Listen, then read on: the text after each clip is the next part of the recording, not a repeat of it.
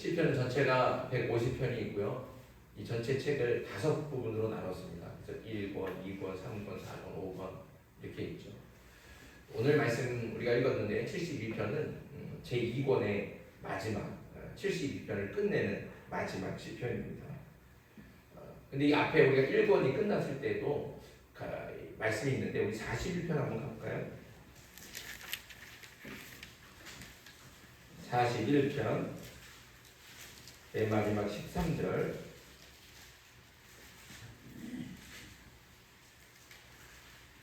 41편 13절 같이 한번 읽겠습니다. 41편 13절 같이 읽습니다. 시작. 이스라엘의 하나님 여호와를 영원부터 영원까지 송축하여주옵소서. 아멘 아멘. 이렇게 아멘 아멘하고 1권이 끝났어요. 2권도 가볼까요? 우리 72편 19절 72편 19절 같이 읽습니다. 시작. 그 영화로운 이름을 영원히 찬송할지어다. 온 땅에 그의 영광이 충만할지어다. 아멘 아멘. 그러니까 이렇게 보면 1권이든 2권이든 한 권이 끝나면 이렇게 아멘 아멘을 외치면서 하나님을 찬송하는 노래로 이렇게 한 권이 마무리가 됩니다. 사실 이 19절에서 사실은 이제 시편이 끝나야 되는 거예요. 근데 이제 이렇게 끝나지 않고 뒤에 한 절이 더 붙어 있죠. 20절 말씀. 20절 말씀 같이 읽습니다. 시작. 이새의 아들 다윗의 기도가 끝납니다. 이 사실은 20절 말씀이 사실 이 앞에서 19절이 끝나도 되는데 20절 말씀이 더해진 거예요. 그래서 이 20절 말씀은 시편 72편의 끝이기도 하지만 사실은 2권 전체의 마무리라고 할 수 있어요. 좀 더 나아가서 1권과 2권을 통틀어서 이 전체를 다 끝맺음하는 맺은 말이라고 볼 수도 있습니다. 그래서 이거는 나중에 사실은 19편에서 이미 끝났는데 이건 나중에 후대에 이 10편을 편집하는 누군가가 이걸 이제 성가했을 것이다. 이제 학자들이 보죠. 근데 문제는 이제 이 20절이 이 20절 때문에 논란이 된다는 거예요.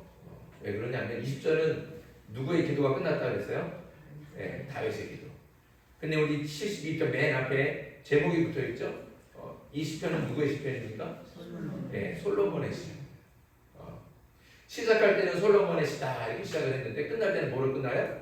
다윗의 시다, 다윗의 기도다 이렇게 끝나니까 이게 누가 쓴 거냐? 솔로몬이 쓴 거냐? 다윗 쓴 거냐? 논란이 안 생길 수가 없겠죠. 처음과 끝이 다르니까. 그래서 사실 20절 말씀으로 인해서 이 시편이 누가 썼는지 논란이 많습니다. 그리고 이 제목에 다른 설명들이 없죠. 딱 아주 간단하게 솔로몬의 시라고 하는 이 짧은 제목만 붙어있기 때문에 이게 누구의 시인지 누가 기록했는지를 정확히 알 수가 없죠. 다만 이제 이 말씀을 우리가 다 읽어봤지만 이 말씀은 누가 쓴 것일까 좀 유추를 할 수 있을 것 같아요. 처음 시작할 때 주의 판단을 왕에게 주시고 주의 공의를 왕의 아들에게 주소서 이렇게 고백하잖아요. 이렇게 기도하잖아요. 그러니까 이것은 아마 다윗이 노년에 때 이제 자기 왕위를 아들 솔로몬에게 물려주면서 그러면서 이 아들을 위해서 솔로몬을 위해서 한 기도 노래가 이 시편이 아닌가 이렇게 유추를 해볼 수 있습니다. 그래서 말씀 보면 이 72편은 한마디로 요약하자면 왕을 위한 기도거든요. 왕을 위한 기도. 그래서 이 시편은 아마 다윗이 쓰지 않았을까 이렇게 생각을 합니다. 그런데 사실 그렇게 또 그렇지 않다. 이건 솔로몬의 기록이다라고 말하는 학자들도 만만치 않습니다. 왜냐하면 이 앞에 내용에 보면 10절 말씀을 보면 거기 보면 다시스의 성들의 왕들이 조공을 바치며 스바와 시바 왕들이 어떻게 해요? 많은 예물을 가지고 왔다. 우리가 이 스바 왕, 시바 왕 생각나지 않습니까? 누구 때 그래요? 찾아와요? 스바 왕이 누가 언제 찾아와요? 솔로몬 왕 때. 시바의 왕이 오잖아요. 그러니까 이런 것들은 솔로몬이 왕위로 있을 때, 왕으로 있을 때를 배경으로 하는 것이기 때문에 이건 다윗이 쓸 수가 없다. 그래서 이건 솔로몬의 기록이다. 지은이가 솔로몬이다. 이렇게 주장하는 것도 만만치가 않습니다. 그래서 결론은 뭐냐? 저는 이제 이거를 좀 이렇게 뭐랄까요, 합하면 될 것 같아요. 이거를 좀 이렇게 두 의견을 합하면 된다는 거죠. 그러니까 사실 이거는 이제 다윗이 노래를 솔로몬을 위해서, 왕을 위해서 이렇게 시를 지었지만 나중에 이거를 솔로몬이 기록으로 남긴 거죠. 기록으로 남기면서 그 후에 이제 솔로몬 이후에 다윗의 후손들이 계속 왕으로 올라갈 때마다, 즉위할 때마다 이 즉위식에서, 왕의 즉위식에서 이 시편이 이제 불려졌을 것이다. 이렇게 이제 추정을 할 수가 있습니다. 결정적으로 또 이 히브리 성경을 보면, 히브리 성경을 헬라어로 번역한 성경, 70인역이라고 제가 여러 번 말씀드렸죠. 70인역에 대해서. 이 70인역에서는 이 시편 72편이 솔로몬을 위한 시로 이렇게 제목이 달려 있습니다. 이런 것들로 봐서 이제 다윗의 시라가 맞을 것 같고, 아까도 말씀드린 것처럼 다윗이 그렇게 노래를 불렀지만 나중에 기록은 솔로몬이 하고, 이후에 이제 후대 다윗의 후손들이 왕이 오를 때마다 왕의 즉위식에서 이 시편이 불려졌을 것이다 라고 이렇게 추정해 볼 수 있습니다. 그리고 또 중요한 사실은 나중에는 이제 이스라엘이 멸망하잖아요. 북이스라엘은 아수르에게 멸망하고 남유다는 바벨론에게 멸망하고, 그리고 이스라엘이 멸망하면서 사실 이제 이스라엘 왕이 없잖아요. 없는 시간들이 굉장히 오래되잖아요. 왕을 세울 수도 없고 필요가 없게 되는. 그럴 때 이제 이스라엘 백성들이, 유대인들이 바로 이 시편 72편을 노래하면서 누구를 갈망할까요? 메시아를 갈망합니다. 메시아. 온전한 통치를 이루실, 하나님 나라를 만드실 메시아를 갈망하는 거죠. 또 온전한 왕의 통치는, 사실 왕은 누구십니까? 사람이, 다윗이 온전한 왕이 아니잖아요. 솔로몬이 왕이 아니에요. 누가 왕이세요? 하나님이 왕이시거든요. 하나님이 왕이시죠. 그래서 그 하나님께서 이루실 온전한 하나님의 나라를 갈망하고 기대하면서 그 나라를 만드실 메시아를 기대하면서 이 노래를 이제 유대인들이 불렀다, 이렇게 보여줄 수 있습니다. 그래서 오늘 시편을 제왕시, 그러니까 왕을 위한 노래라고도 부르지만 또 메시아 시라고도 부릅니다. 어쨌든 오늘 시편은 왕을 위한 노래입니다. 그런데 오늘날 우리에게는 사실 왕이 없죠. 왕이 없으니까 우리하고는 상관없는 말씀일까요? 그렇지 않습니다. 오늘 시편은 이 땅에 이루어질 하나님 나라가 어떤 나라인지, 그리고 하나님께서 이루실 그 하나님 나라를 위해서 그리스도인들은 어떻게 살아가야 되는지를 오늘 말씀을 통해 배울 수 있습니다. 특별히 오늘 대한민국의 정치적인 상황이 오늘 말씀을 좀 더 의미 있게 들을 수 있게 됐죠. 좀 더 우리의 마음을, 또 우리의 생각들을 각성시키고 올바르게 세상을 바라보고 또 분별하게 하는 그런 영을 우리에게 주는 것 같습니다. 그래서 오늘 말씀을 우리가 좀 더 의미 있게 좀 유심히 잘 살펴보면 좋을 것 같습니다. 우리가 먼저 1절 말씀 같이 한번 읽어보겠습니다. 1절 같이 읽습니다. 시작. 하나님이여 주의 판단력을 왕에게 주시고 주의 공의를 왕의 아들에게 주소서. 네. 오늘 시편의 시인은 왕에게 무엇을 달라고 합니까? 무엇을 주라고 그러죠? 주의 판단력과 주의 공의, 이거를 왕에게 주시라고 기도하고 있는 겁니다. 자, 이렇게 기도할 때 이 1절 말씀을 읽으면서 혹시 누가 생각나는 사람 있지 않으세요? 혹시 생각나는 사람 누가 생각나지 않나요? 솔로몬이 생각나잖아요. 솔로몬이 왕위로 이렇게 즉위한 다음에 기브온에서 1,000번제를 드렸어요. 그때 하나님께서 솔로몬에게 임하셔서 네가 원하는 걸 내가 주겠다. 네가 원하는 걸 나한테 말해라. 그랬더니 솔로몬이 뭐라고 했어요? 이 많은 백성들을 내가 재판을 해야 되는데 어떻게 재판하겠습니까? 나의 이 백성들을 재판할 수 있는 지혜를 주십시오. 그러니까 하나님께서 감동하시잖아요. 너는 너를 위해서 재물도 구하지 않고, 너의 장수도 구하지 않고, 네가 오래 사는 것도, 뭐 군대도 그런 걸로 구하지 않고, 백성을 위하고 나라를 위해서 지혜를 구하는 거야. 그런데 하나님이 기뻐하셔서 솔로몬이 구한 지혜뿐만이 아니라 그에게 부요와 풍요와 강력한 힘과 권력과 모든 것들을 다 주시지 않았습니까? 그 솔로몬이 구했던 지혜처럼 오늘 1절 말씀에 보면 왕이 구하는 거예요. 솔로몬이 백성들을 위해 지혜를 구한 것처럼 왕이 하나님께 판단력과 공의를 달라고 간구하고 있는 겁니다. 자기를 위해서 재물을 주고 장수를 주고 건강을 주시고 이런 걸 구하지 않고 백성들을 위해서 재판할 수 있게 판단력을 주시고 이렇게 공의를 주십시오. 그런데 왕이 구하는 이 판단력이 그냥 판단력이 아니에요. 그냥 공의가 아니죠. 뭐 앞에 전제가 붙어 있죠. 뭐예요? 주의 판단력이고 주의 공의다.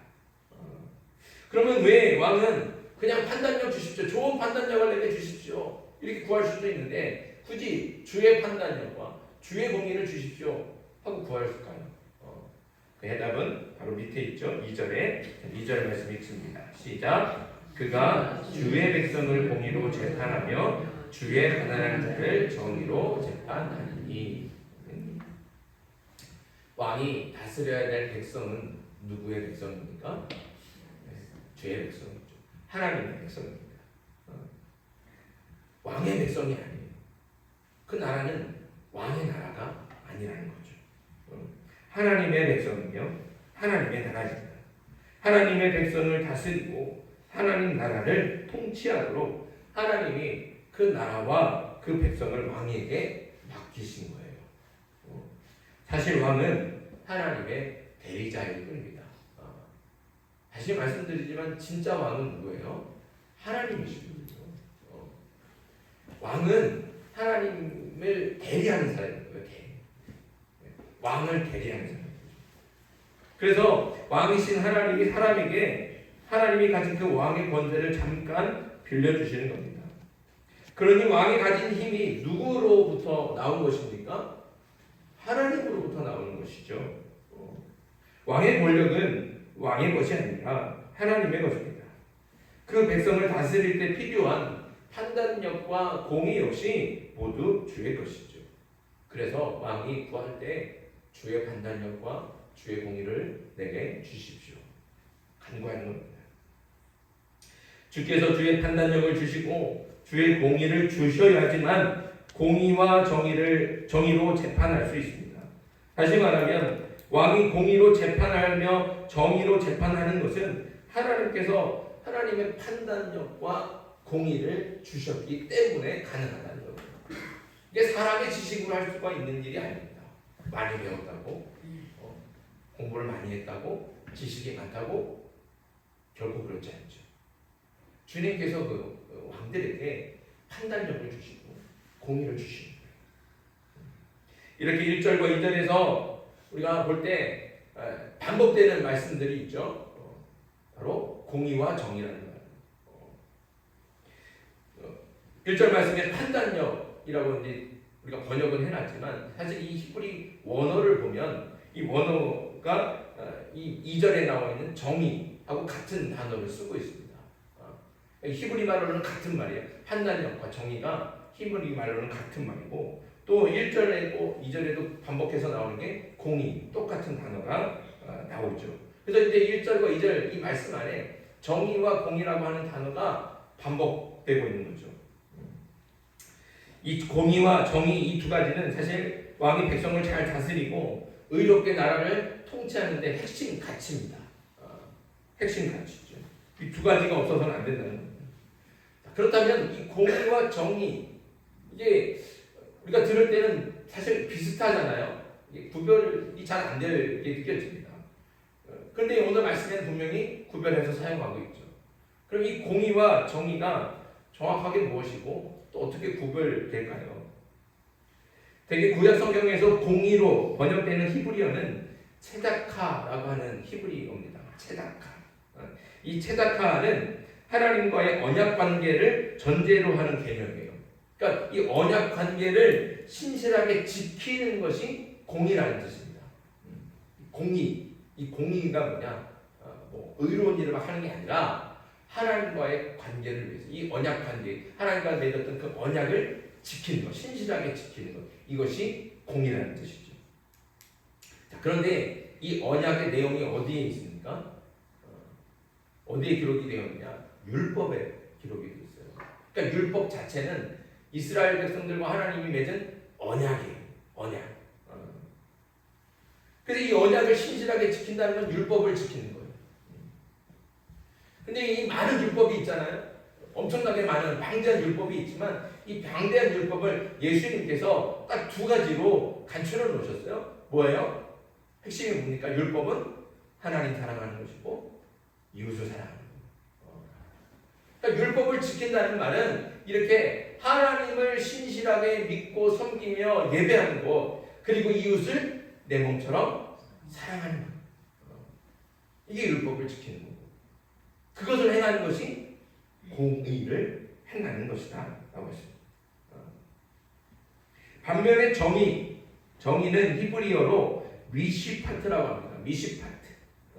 이 미시파트는 판결, 결정. 그래서 이게 사실은 법정 용어예요. 법. 그러니까 오늘 말씀에 있는 이 판단력과 정의는 재판이나 판결을 통해서 사법적 정의를 실현한다는 의미가 있습니다.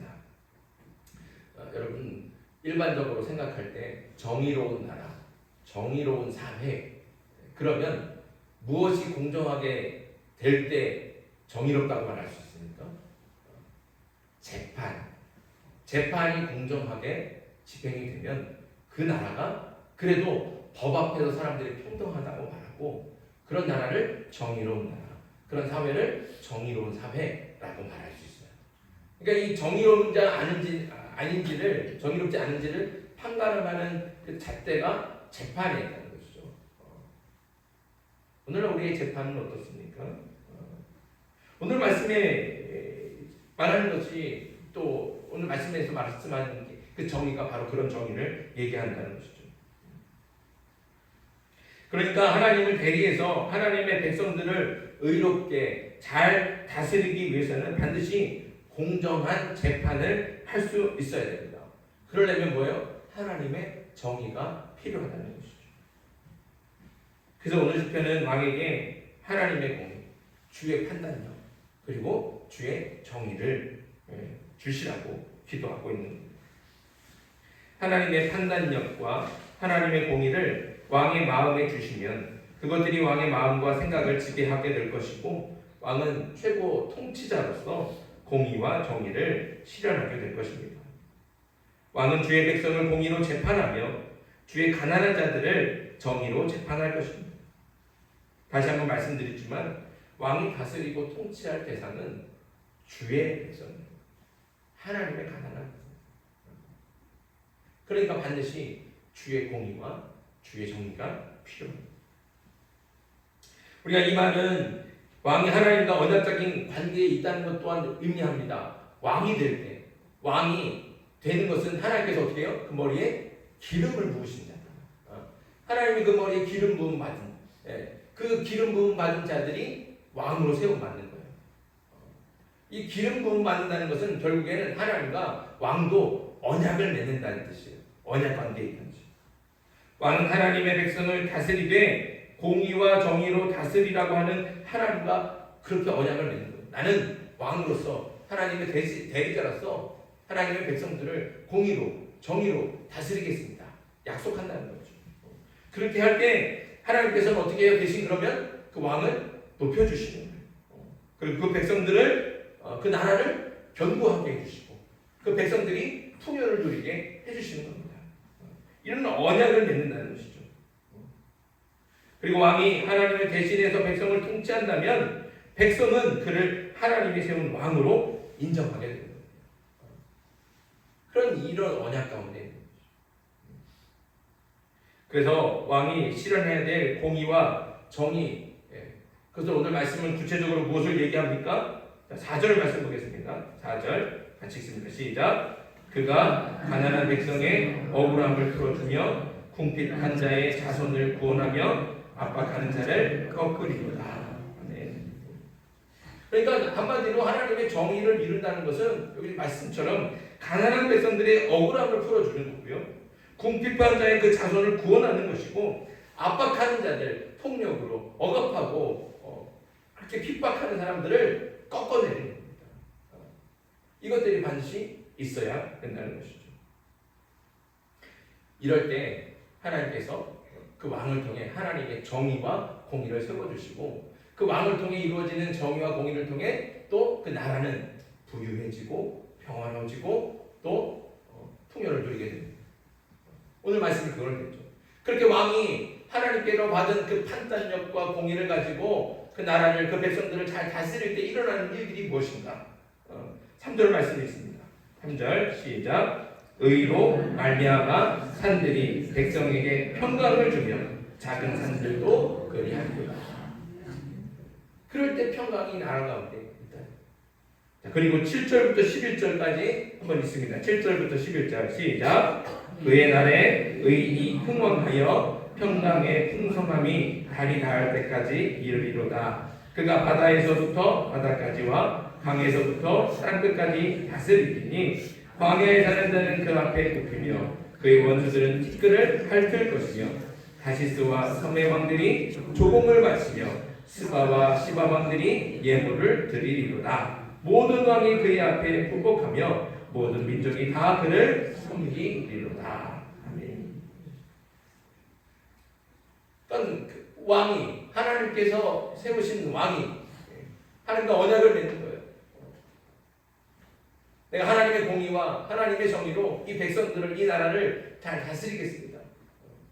그럼 하나님께서 약속하신다는 거죠. 그 나라를 평화롭게 다스리게 해주시고 그 나라에 풍요가 있게 해주시고 평강이 넘치게 합니다. 그리고 그 나라가 오래도록 장구하도록 영원하도록 하나님께서 지켜주신다는 거죠. 그래서 왕이 하나님께서 주신 판단력과 그런 공의로 그 나라를, 그 백성들을 잘 다스리면 하나님께서 복을 주셔서 그 땅에 평강이 넘칠 것이고 그 백성들은 풍요를 누리게 되며 그 나라는 장구하게 된다는 거예요. 여기까지 우리가 읽었던 72편 말씀이고, 그 뒤에 이제 12절부터 17절까지 말씀도 사실 우리가 앞에서 본 말씀이 계속 반복이 되는 거예요. 같은 말씀이 반복이 돼요. 그래서 오늘 말씀을 좀 정리하면, 오늘 말씀은 아까 말씀드린 대로 왕을 위한 기도입니다. 그렇다면 이 72편 전체가 왕을 위한 기도인데, 이 왕을 위한 기도가 오늘 우리에게는 어떤 의미가 있겠습니까? 오늘 왕을 위한 기도는 안타깝지만 이 땅에서는 온전히 이루어지지 않았습니다. 이 기도의 당사자로 지목되는 솔로몬도 마찬가지죠. 솔로몬도 처음 왕이 됐을 때는 그 하나님께서 주신 지혜를 가지고 백성들을 잘 재판하고 다스리면서 정말로 이전에는 다윗 시대에도 누리지 못했던 풍요와 평강과 그런 권력들을 누리며 살았어요. 그런데 어느 순간부터 솔로몬이 주의 판단력과 주의 공의로 백성들을 다스리지 않았어요. 자신의 사사로운 욕심과 탐욕과 그런 것들로 백성들을 억압하기 시작합니다.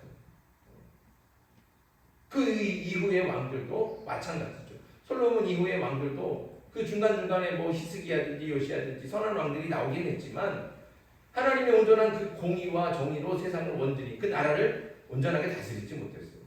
그러니까 그 나라가 고난을 당하고 시련을 당하고 그 백성들은 그 억울함 때문에 가슴을 치며 울부짖지 않습니까? 통곡하고 신음하고. 그래서 그 나라가 황폐해지고 결국엔 이방인들의 손에 의해서 처참하게 멸망하게 되는 겁니다.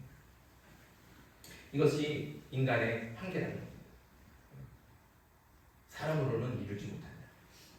사람으로는 온전한 정의와 공의를 실현할 수가 없다는 거죠. 결국 완전한 공의와 정의로 다스리는 하나님 나라를 위해서 누가 오시게 됩니까? 예수 그리스도가 오십니다. 그래서 예수님이 이 땅에 오셔서 하신 일이 뭐예요? 하나님 나라를 전하시잖아요. 예수님이 처음 선포하신 말씀이 뭐예요? 회개하라, 하나님 나라가 가까이 왔다. 하나님 나라가 어떻게 해요? 가까이 왔다. 그러니까 예수님이 이 땅에 오심으로 인해서 하나님 나라가 시작이 된 거예요. 그리고 이미 우리 가운데 이루어지고 있는 것이죠. 그래서 예수님이 이 땅에 오셔서 하나님 나라를 선포하심과 동시에 억압받는 사람들, 가난한 사람들, 그래서 정말 자유하지 못한 사람들 어떻게 해요? 해방시켜 주시잖아요. 귀신에 억압당하고, 질병에 억압당하고, 가난한 사람들이 천대받고, 차별당하는 사람들, 그 사람들에게 하나님 나라를 선포하면서 자유함을 주시는 거예요. 그게 예수님께서 하신 일이잖아요. 그리고 결국엔 십자가를 지시고 모든 인류의 죄에서 우리를 해방시키죠. 그래서 예수님을 통해서 하나님 나라가 시작입니다. 그리고 그렇게 죽으셨다가 부활하신 예수님이 어떻게 해요? 다시 오신다고 약속해요. 다시 오셔서 이 땅 가운데 하나님의 나라를 완성하신다고 말씀하셨던 거죠. 우리는 그런 예수님을 믿고 따르는 사람입니다. 그리스도인들 아닙니까? 우리는 그저 예수님을 믿는 사람들이 아니잖아요. 우리는 예수님을 믿고 그 말씀을 따르는 사람들이에요. 그렇다면 우리는 이 세상을 어떻게 살아가야 되겠습니까? 어차피 사람에게는 한계가 있어서 사람으로는 이 땅 가운데 하나님의 정의를, 하나님의 공의를 이룰 수도 없고 하나님의 나라를 만들 수 없으니까 그냥 예수님 오실 때까지 그냥 가만히 기다리기만 하면 될까요? 그렇지 않다는 거죠. 만약에 그러려고 했다면 예수님 뭐하러 이 땅에 오셨겠습니까? 하나님 나라라고 하는 것이 예수님 오실 때 예수님으로 인해서 완성되기는 하지만 그럼 예수님 오신 날 그놈 하나님 나라가 그냥 하늘에서 뚝 떨어지느냐? 그렇지 않다는 거예요. 그러려면 예수님이 오실 이유가 없다는 거죠. 그냥 하나님 나라, 예수님 그냥 그날에 한 번 오시면 되지. 뭐하러 와서 고난당하시고 십자가를 지시고 죽으시고 그럴 이유가 없다는 거죠. 중요한 사실은 뭡니까? 하나님 나라. 이 하나님 나라라는 것은 결국 하나님의 통치를 얘기하는 거예요. 하나님의 완전한 정의와 공의로 다스림 받는. 그 하나님의 완전한 공의와 정의로 다스림 받는 그 나라는 하늘에서 뚝 떨어지는 게 아니라 어떻게 해요? 만들어져 가는 거예요. 만들어져. 예수님이 이 땅에 오심으로부터 하나님 나라가 시작이 됐고 그 나라를 선포하시고 그 많은 사람들을 해방시켜가면서 이 나라를 완성해 가는 거예요. 그리고 예수님께서 십자가를 지시고 죽으셨지만 부활하시고 다시 하나님 나라 가셨을 때 하나님 우편에 가셨을 때 우리에게 어떻게 해요? 그 사명을 맡겨주신 거죠. 그래서 우리는 예수님을 따라 하나님 나라를 이 땅 가운데 이루어가야 될 사명이 있는 그리스도인입니다. 그래서 우리가 주기도문 외우잖아요. 주기도문 외울 때 어떻게 해요? 하나님의 뜻이 하늘에서와 같이 이 땅 가운데 이루어지요. 그리고 하나님 나라가 이 땅에 임하기를 기도하지 않습니까? 우리는 그렇게 기도만 하는 게 아니라 예수님께서 우리에게 보여주신 대로 이 땅에서 하나님 나라를 완성하기 위해서 이루시기 위해서 행하신 모든 일들, 가난한 자들을 찾으시고 죄인들에게 찾아가시고 차별받고 천대받는 사람들을 자유케 하시는,